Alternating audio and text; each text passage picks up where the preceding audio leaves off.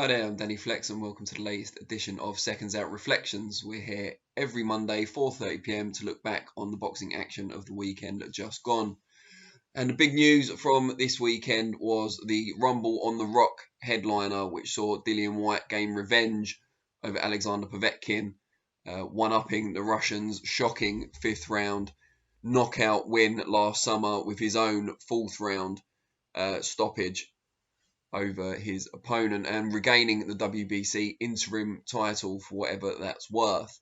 Good performance from Whyte overall, poised, used his intelligence, kept the fight mostly at optimum range, mid-range and distance for him until the end came. Seemed to hurt Povetkin throughout. We'll talk about Povetkin's condition a little bit in a minute, but from Whyte's point of view, there were a few kind of wayward shots, as there will always be, one particularly doing the rounds on Twitter at the moment. But generally, he looked more controlled, more composed, and used his intelligence to capitalise when openings came rather than wading in. In the fourth round, when the finish came, he landed, at the start of the fourth round, he landed a very sharp right hand that forced Povetkin back, but didn't dive in straight away, was waiting until he was sure that his opponent was there for the taking. So he's obviously learned some lessons from last August at fight camp. Later on in the round, landed another really good counter right. Povetkin wobbled back. Whyte closed the distance very quickly and landed a left hook on a virtually defenceless opponent. His hands had dropped by that point. He was all at sea, and the left hook finished him off. Good performance from Whyte, dominant from the start, similarly to how he had been in the first fight, although not quite. Povetkin was still doing very good work in the first fight, albeit losing the rounds until he had that nightmare fourth where he got dropped twice. This time around, Povetkin, although his head movement was pretty good and he was probing for openings, he never really got to Whyte on an offensive level. And a lot of people have kind of speculated since that he returned too quickly after his bout with COVID that saw Povetkin hospitalised, lost a lot of weight, reportedly, and just really struggled with it.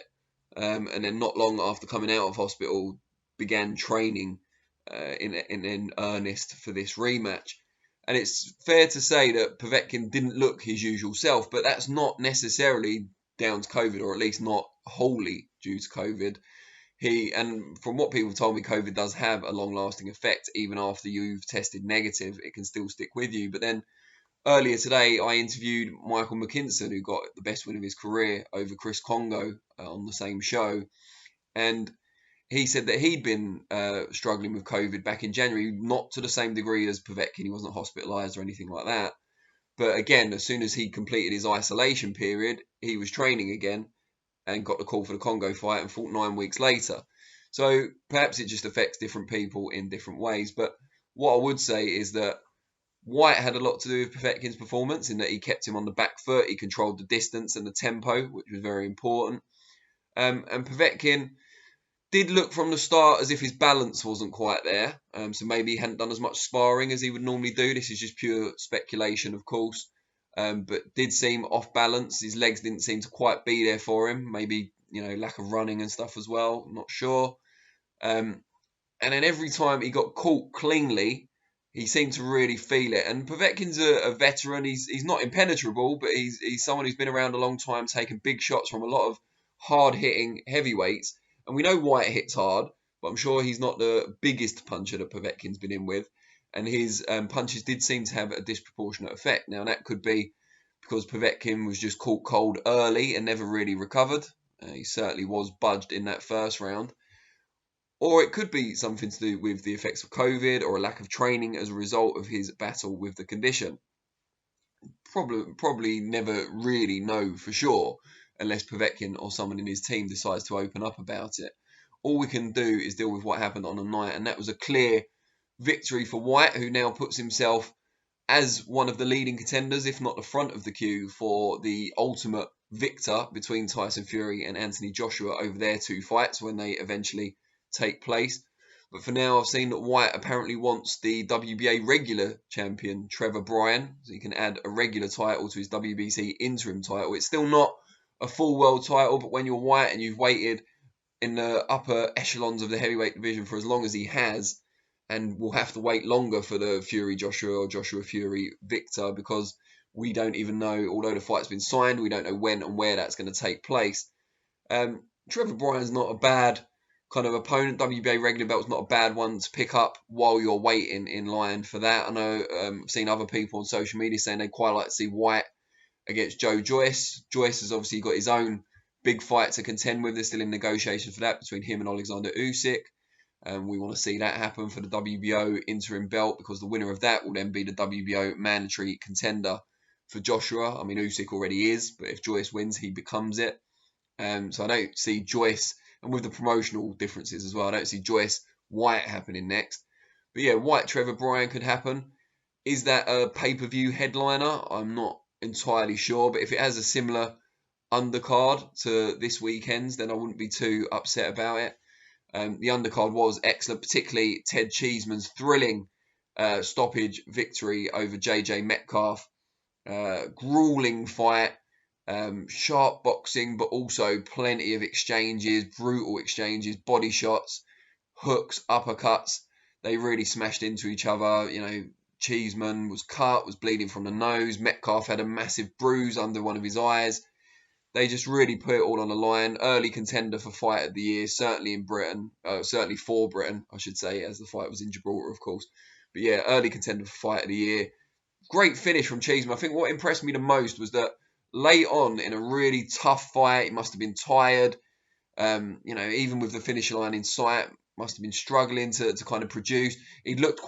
Cheeseman had looked quite I suppose they both had looked quite arm weary by that stage of a contest where they've expended a lot of energy.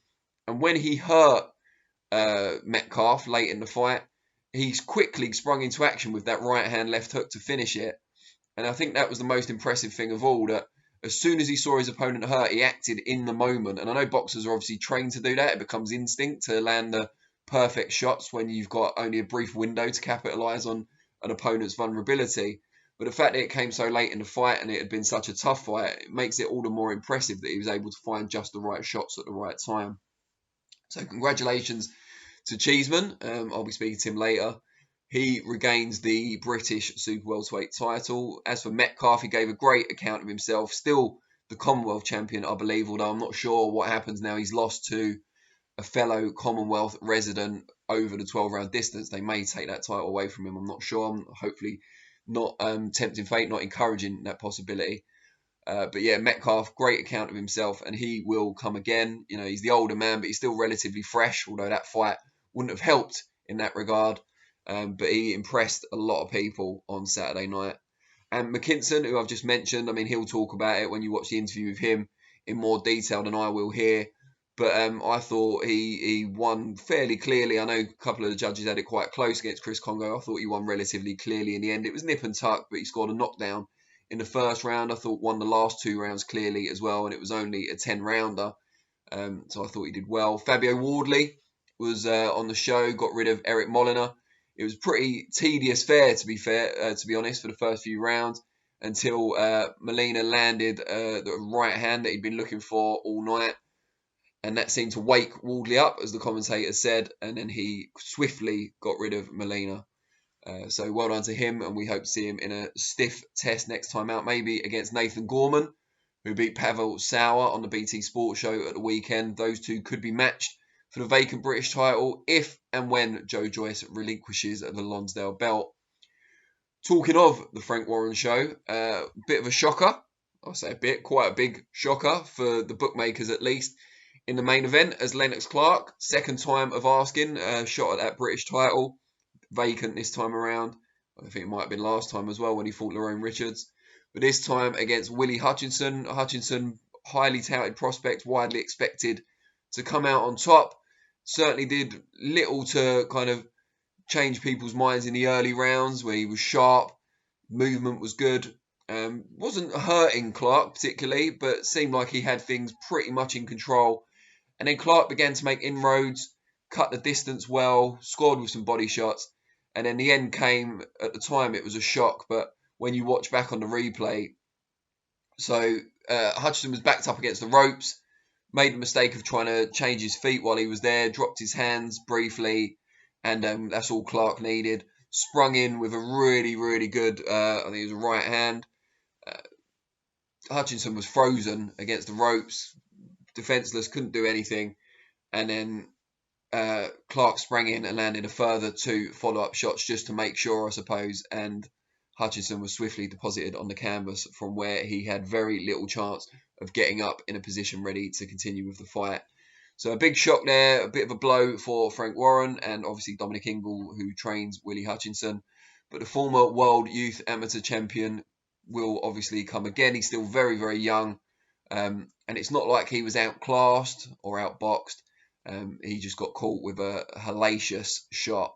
And anyone that would have got caught with that blow would have struggled. So he can come back, but all the credit in the world to Lennox Clark. He had his second chance at the title, and this time he refused to be denied. He was kind of outboxed by Lerone Richards in what was still quite a close fight. But Richards kind of stayed on his toes, knew better than to engage. But as soon as Clark got the opportunity this time against Hutchinson to unload his shots in close, he did so and made sure of the victory. Fair play to him. He deserves it. He works very, very hard. And yeah, all credit to him. And that was that was the surprise of the weekend on that. Well, including both shows, it was a surprise of the weekend. I should also mention Campbell Hatton, Ricky Hatton's son, made his professional debut on the Gibraltar show. Looked good in spurts, probably a bit overeager, trying to find the knockout on the big stage. But he will only improve with time. I hope not every fight he has is on such a major bill. I think he could do with being, I was going to say under the radar, but how under the radar can you be as a legend's son? But, as under the radar as possible. Conor Benn was a work in progress when he turned over, and he's improved massively, and he hasn't always been on the massive shows. So maybe there's a template there for Campbell Hatton to work with. So that's what I thought of the weekend shows. I want to hear what you think. What did you make of Whyte's victory? How much of it was Whyte winning it? How much of it was Povetkin's condition? Let me know what you think of that. Cheeseman Metcalf, fight of the year so far. Do you agree? McKinson, where does he go next after beating Congo? Willie Hutchinson, do you see him coming back strongly? Lennox Clark, who could be next for him at super middleweight? Let me know what you think. I'll be back on Thursday for FLEXpectations, 4:30 p.m, looking ahead to Jamel Herring against Carl Frampton, among other fights. And I will be back again the following Monday for ReFLEXions at 4:30 p.m. once again. Really appreciate your time as always, and I'll see you all soon. Cheers.